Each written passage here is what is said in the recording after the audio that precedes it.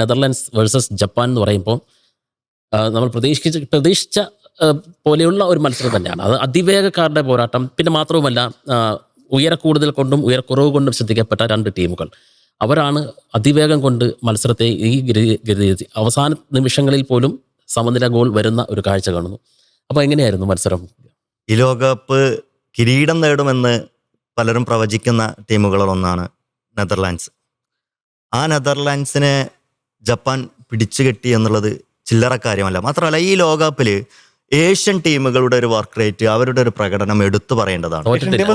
Asian കോൺഫെഡറേഷനിൽ ഇതുവരെ ആരും തോറ്റിട്ടില്ല. എന്നാലും ഇപ്പോൾ ഓസ്ട്രേലിയ തുർക്കിയെ നെട്ടിച്ചതാണ് കണ്ടതാണ്. അതിന് തൊട്ടു പിന്നാലെയാണ് ഇന്ന് ജപ്പാൻ നെതർലാൻഡ്സിനെതിരെ നെട്ടിക്കുന്നത്.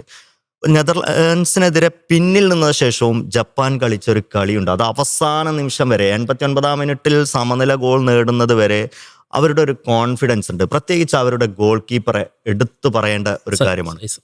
അദ്ദേഹം ആദ്യ പകുതിയിൽ ഗോൾ വഴങ്ങാതിരിക്കാനുള്ള ഏറ്റവും പ്രധാനപ്പെട്ട കാരണം അവരുടെ ഗോൾ കീപ്പറുടെ പെർഫോമൻസ് തന്നെയാണ് എന്നുള്ളതാണ്. മലാന്റെ ഷോട്ടുകൾ അവസാന നിമിഷത്തിലെ ഒരു സേവ്. പിന്നീട് മോറിയാസ് നടത്തിയ നല്ല ഒന്നാന്തരം സബ്സ്റ്റിറ്റ്യൂട്ടുകൾ, അതും മത്സരത്തെ 5 പേരെ ഒരുമിച്ച് മാറ്റുന്നു. അവർ കൃത്യമായി ഫീൽഡിൽ ഇമ്പാക്റ്റ് ഉണ്ടാക്കുന്നു എന്നുള്ളതാണ്. അതിൽ ഒരു സബ്ബാണ് അവസാന ഗോളിലേക്ക് പാസ് നൽകുന്നത് എന്നുള്ളതാണ്, കഗാവ എന്നുള്ളത്.